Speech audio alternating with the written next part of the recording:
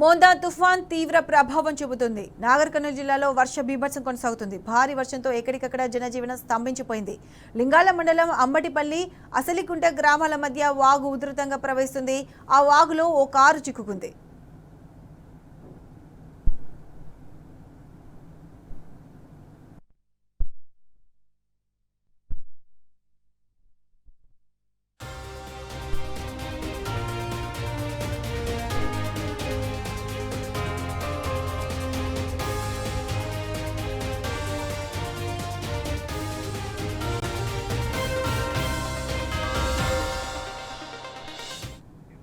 Ready అంశానికి సంబంధించి పూర్తి అప్డేట్స్ మా ప్రతినిధి శేఖరాచార్య అందిస్తారు.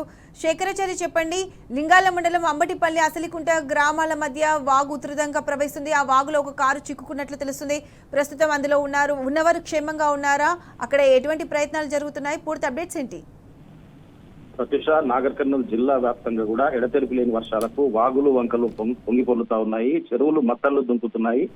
లింగాల మండలం అవసలకుంటకు సంబంధించినటువంటి సమీపంలో ఒక వాగు ఉంటుంది. ఆ వాగు ఉధృతంగా ప్రవహిస్తున్నటువంటి క్రమంలో ఒక కారులో ఒక వ్యక్తి కారును తీసుకుని ఆ వాగు దాటుతున్నటువంటి క్రమంలో ఒక్కసారిగా వాగు ఉధృతికి ఆ కారు కొట్టుకొని పోతుండగా స్థానికులు గమనించి దాన్ని కాపాడినటువంటి పరిస్థితి కనిపించింది. మొత్తంగా చూసినట్టయితే ఇప్పటివరకు అధికారులు కూడా ఈ వాగులు వంకల వద్ద కూడా, ముఖ్యంగా దుందుబి నది వద్ద కూడా అప్రమత్తంగా ఉండాలని చెప్పేసి అక్కడ బారికేడ్లు కూడా ఏర్పాటు చేసినటువంటి పరిస్థితి కనిపిస్తుంది.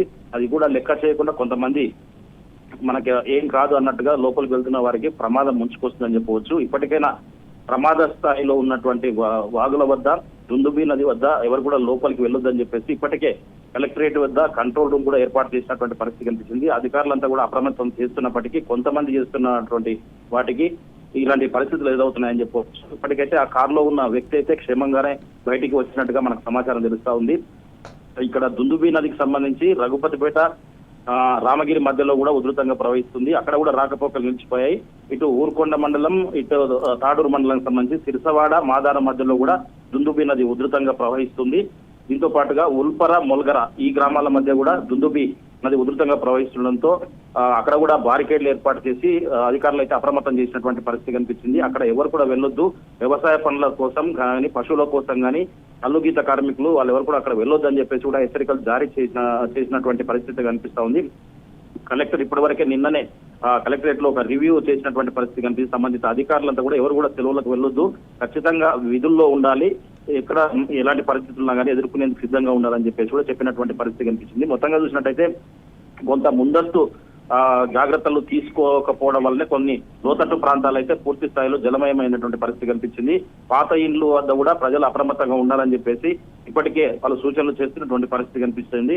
లోతట్టు ప్రాంతాల్లో ఉండే ప్రజలు సురక్షిత ప్రాంతాలకు వెళ్లాలని కూడా చెప్తున్నటువంటి పరిస్థితి కనిపిస్తా ఉంది. ముఖ్యంగా ఈ వాగులు వంకల వద్ద అయితే చాలా జాగ్రత్తగా ఉండాలని చెప్పేసి కూడా చెప్తున్నప్పటికీ కొంతమంది మాత్రం ఇలాంటి సాహసాలు చేస్తుండడంతో ఈ ప్రమాదాలు జరుగుతున్నాయని చెప్పవచ్చు. Pratyusha. Right Shekharacharya, thanks for the updates.